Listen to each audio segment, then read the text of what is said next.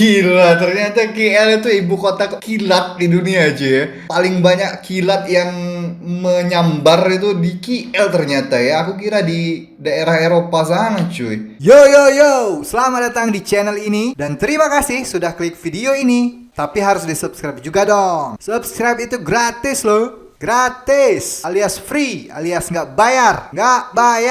Asik. Halo, assalamualaikum warahmatullahi wabarakatuh. Welcome back to Indoreact TV.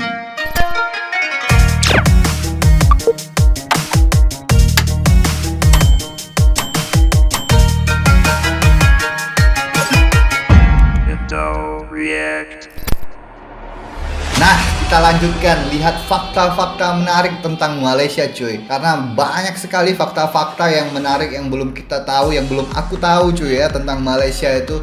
Oke. Pasti banyak banget fakta-fakta menarik yang unik-unik dari Malaysia itu cuy. Nah, kali ini kita akan lihat 6 fakta menarik yang ada di Malaysia cuy. Apa aja itu? Yuk kita lihat aja ya langsung ya. Aku juga nggak tahu cuy 6 fakta menarik ini. Yuk. Berikut merupakan 6 fakta menarik mengenai Malaysia yang ramai orang tidak tahu. Oke, ini Malaysia dari videonya Aiman Production ya. Ramai pelancong memilih negara kita sebagai destinasi pelancongan. Apakah sebab-sebab rakyat Malaysia memilih untuk melancong di negara sendiri? Malaysia sebenarnya mempunyai pelbagai jenis industri pelancongan yang boleh dikomersialkan. Antaranya termasuklah destinasi pelancongan berasaskan kebudayaan, industri kraftangan, makanan tradisi, tempat-tempat menarik, sukan dan ekoturisme. Sebelum kita teruskan video kita kali ini, tolong bantu saya dengan dua cara. Subscribe dulu coy, Aiman Production. Like, dan yang kedua, tekan button subscribe. Jom.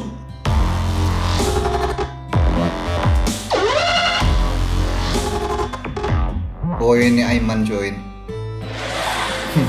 Nombor 1, Nomor KL 1. ibu kota kilat di dunia. Wow. Korang tahu tak KL adalah ibu kota di dunia yang paling banyak menerima panahan kilat atau peti di dunia. Di dunia weh, KL menerima panahan kilat jauh lebih banyak berbanding mana-mana kota raya di dunia ini. Dianggarkan dalam setahun sebanyak lebih 200 hari ribu peti berlaku di KL. Berbanding hanya 20 hari ribu peti setahun di London dan New York hanya mengalami 10 hari ribu peti setahun. Ini disebabkan Kuala Lumpur terletak betul-betul berhampiran dengan garisan khatulistiwa di mana kerap berlakunya pembentukan awan ribu peti. Pada pembinaan menara berkembar, edema panah peti turut diambil kira dalam seni bina di mana terdapat rangkaian kerja logam hingga ke tanah yang dipasang pengalir khususnya untuk mengalirkan arus kilat ke dalam sistem pembumian.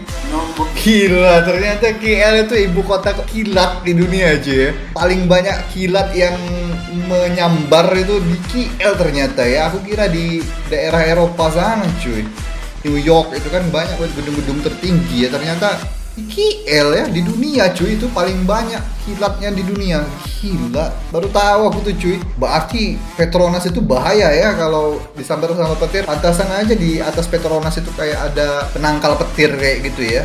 Banyak petir sana, banyak kilatnya ya cuy.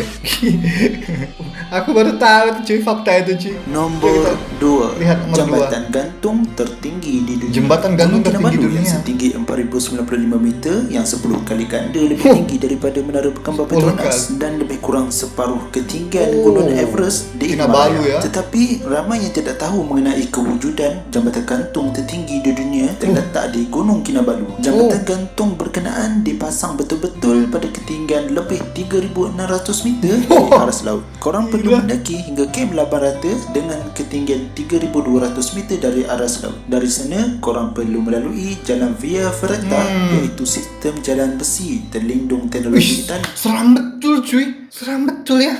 Aduh, kalau aku nggak mau aku nggak mau kayak gitu. Seram betul itu cuy. Hanya orang-orang yang suka dengan memacu adrenalin yang suka yang kayak gitu cuy.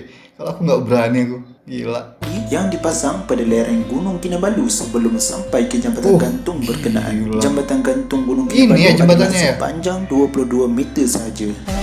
Tinggi betul ya. Itu tadi jembatannya cuy. Tinggi betul. Kalau orang-orang yang nggak suka ketinggian, yang takut ketinggian, aku takut cuy ketinggian cuy. Jadi aku nggak terlalu suka lihat-lihat yang kayak gitu tuh, naik-naik yang kayak gitu. Apalagi tebing-tebing yang wah ngeri tadi cuy. Kalau aku ngeri kalau aku naik kayak gitu ya. Tapi banyak yang suka yang kayak gitu cuy. Orang-orang yang memang suka hiking, yang suka ketinggian, yang suka adrenalin yang berlebih pasti suka banget itu ke Kinabalu. Tapi keren banget cuy, ternyata jembatan gantung paling tinggi di dunia cuy ada di Kinabalu tadi ya, keren. Anjir, kita Nomor nomor 3. 3. Sistem kereta api dibina untuk tahan salji. Hah?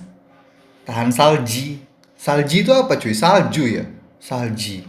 Stesen kereta api Kuala Lumpur dibina untuk menahan kesejukan musim salji sehingga ke Oh tahap iya, kedalaman salji itu salju setebal ya? 2 kaki. Wow, percaya tak? Malah platform kereta api juga mesti tinggi supaya tidak ditenggelami salji. Hah?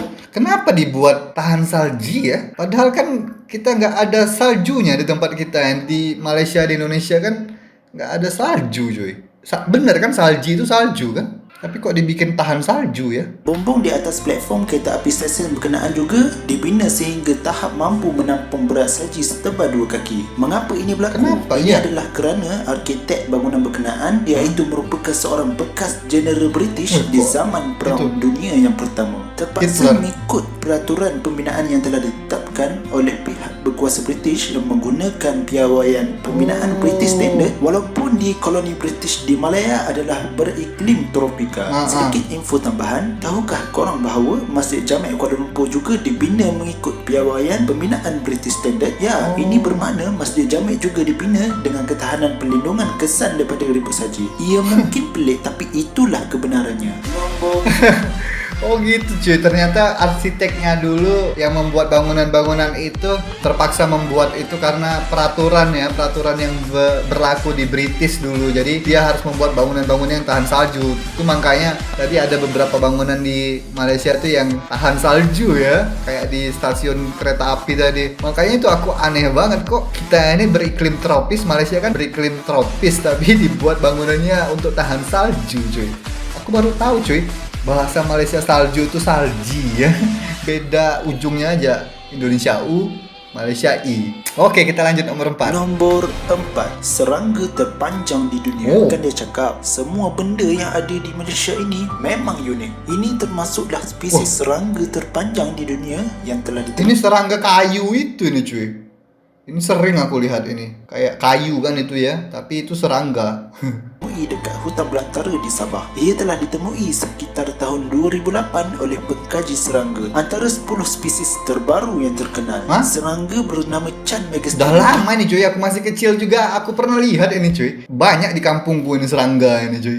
Ini ialah sejenis serangga ranting berukuran 56 cm. Tapi yang panjang nggak tahu aku yang paling panjang. Chan Chiu Lun, pengkaji alam semula jadi di Malaysia. Dan ia hidup di atas kanopi rimba dan menjadi antara top 10 new species menurut senarai BBC. Oh gitu. Tapi itu banyak banget cuy. Aku pernah lihat itu serangga itu kayak ranting, kayak bekas batang kayak gitu cuy. Kayak bekas ranting pohon kayak gitu ya. Itu banyak di kampungku dulu cuy, waktu masih kecil aku sering lihat itu. Tapi nggak ada yang panjang-panjang banget ya. Yang tadi kan ada yang sampai 56 cm.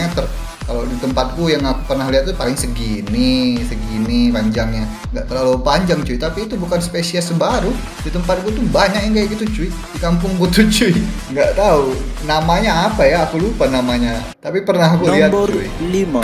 Rambut terbesar di Asia. Hah? Ini satu Ram- lagi fakta yang menarik. Bagi korang yang duduk di Putrajaya, mesti Putrajaya. korang kenal dengan persiaran Jalan Sultan Salahuddin Abdullah Aziz Shah Okey. yang merupakan jalan bulatan terbesar di dunia dengan ukuran 3,4 Oh, km bundaran mengelilingi. terbesar ya, Mempunyai jalan- 15 sistem jalan keluar masuk. Rambut ini telah dicadangkan oleh Tun Mahathir selepas mendapat ilham daripada lawatannya di Paris semasa perarakan Hari Bastille. Tun Mahathir telah mencadangkan bulatan tersebut yang cukup besar Bulatan. untuk digunakan semasa perarakan Hari Kemerdekaan.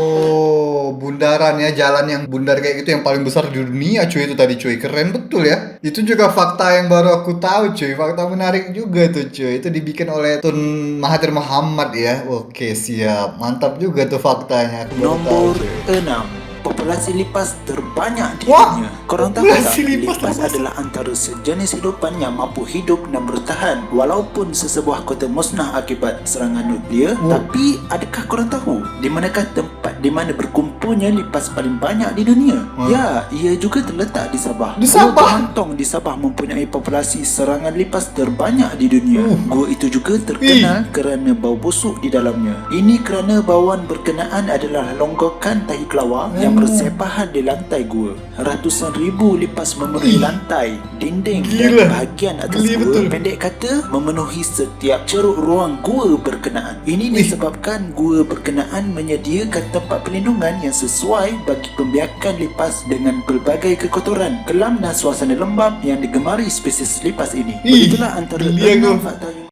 Lipas cuy, lipas yang paling banyak, populasi lipas terbanyak di dunia tuh ada di goa di Sabah itu ya cuy ya, ternyata cuy.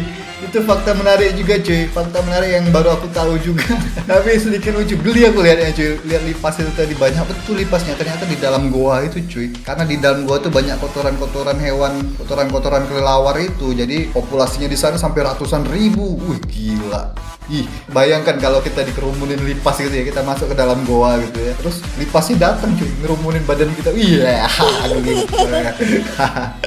Keren. Ini fakta-faktanya menarik semua cuy. Pasti kalian juga banyak yang belum tahu cuy dengan fakta-fakta ini ya. Oke lah, itu aja untuk video kali ini, cukup sampai di sini aja. Sampai ketemu lagi selanjutnya. Terima kasih untuk teman-teman yang sudah menonton video ini. Terima kasih untuk teman-teman yang sudah subscribe support channel ini, dan akhir kata peace, love and respect from Indonesia. Ciao.